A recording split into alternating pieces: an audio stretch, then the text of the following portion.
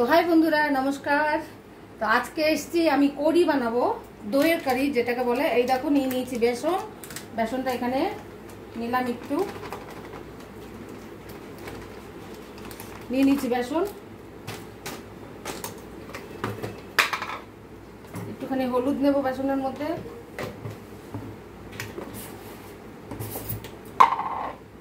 একটু লবণ নেব, আর একটু বেসন লাগবে মনে হচ্ছে। যাই হোক,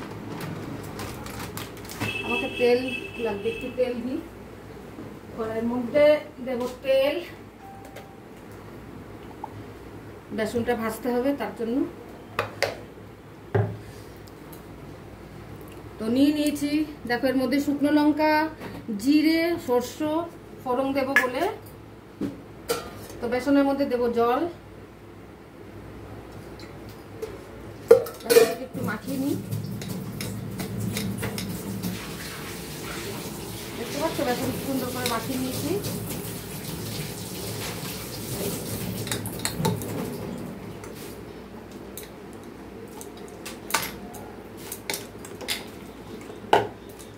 সুন্দর করে মাখাতে হবে বেসনটাকে, যত সুন্দর মাখাবো তত সুন্দর হবে।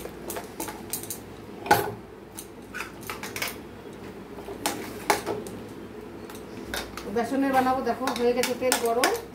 এখন দেবো তেলের মধ্যে, বেসনের হবে পকোড়া।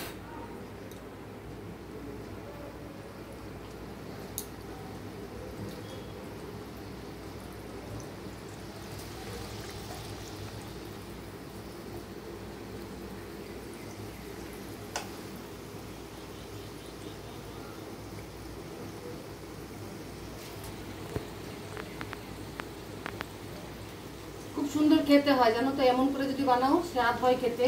আর পেঁয়াজও দিয়ে দিই আমি কড়ির মধ্যে। আজকে দিচ্ছি বেসনের মধ্যে খালি বেসন দিয়ে, কেন কি আমার মেয়ে বেসন দিয়ে পছন্দ করে, তো এর কারণে দেখতে পাচ্ছ দিয়ে দিচ্ছি বেসন। এখন একটুখানি উল্টে দিব সমস্ত পকোড়াগুলো হবে দিয়ে।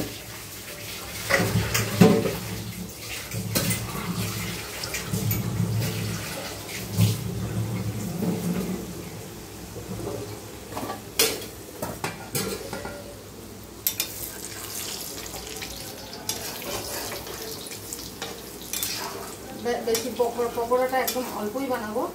দেখছো কত সুন্দর হয়েছে, ছোট ছোট হয়েছে। দেখতে ভালো হোক খারাপ হোক, তবে খেতে ভালো হোক।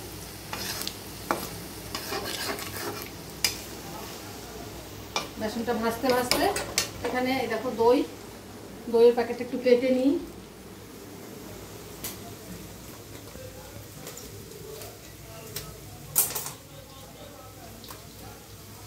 এই যে দইটা এর মধ্যে ঢালবো, সম্পূর্ণ ঢেলে নিলাম দই।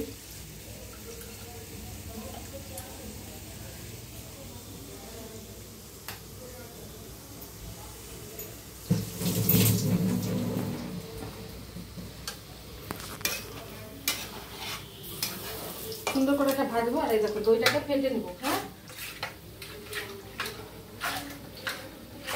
সুন্দর করে, যত সুন্দর করে ফেটাবো তত সুন্দর হবে, ভালো হয়ে যাবে। দইটা টক টক হতে হবে, দেখতেই পাচ্ছ।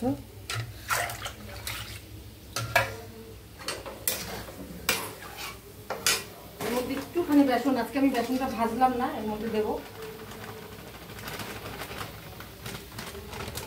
হালকাই দেবো বেসন। বেসন দিলে আবার এটা মোটা হয়ে যাবে।